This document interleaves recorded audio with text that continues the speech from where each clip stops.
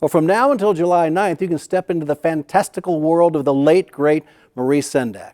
As Robert Birch shows us, the work of this beloved children's book author and illustrator is now on display at the Oklahoma City's downtown library.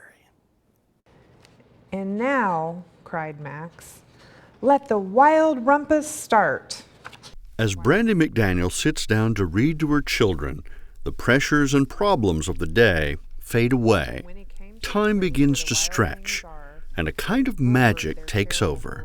What takes you back to childhood and being able to use your imagination.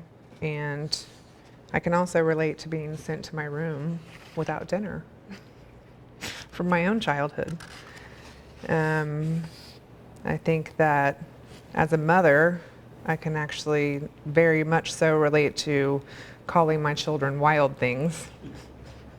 Maurice Sendak is the author and illustrator of Where the Wild Things Are and 99 other books beloved the world over.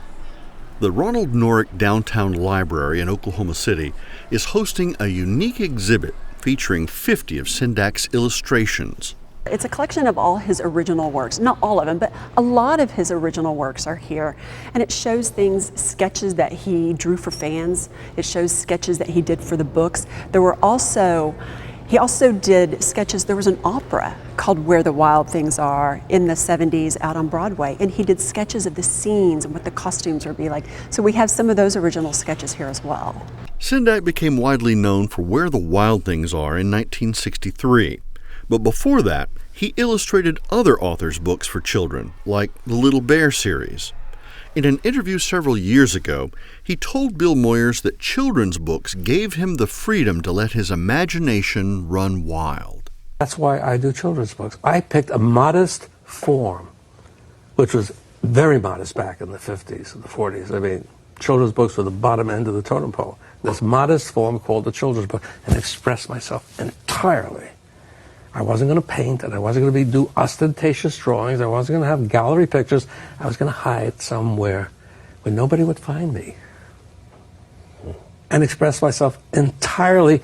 As they move through the exhibit, the faces of both parent and child light up in recognition. Memories of winter nights or summer afternoons pouring through the pages of a favorite book. We're finding a lot of the moms and grandparents are bringing their kids out because they remember reading this book to their children when they were young. So they're bringing their grandchildren or their kids out, and it's almost like the parents are loving this more than the children. Now the children still love it because they see where the wild things characters, the little monsters, and they love that.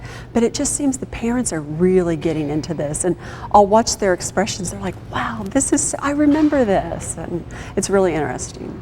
The artworks will be on display at the downtown library through July the 9th. Time enough to wander in and spend a few moments with familiar faces and old friends. I'm Robert Birch for the Oklahoma News Report.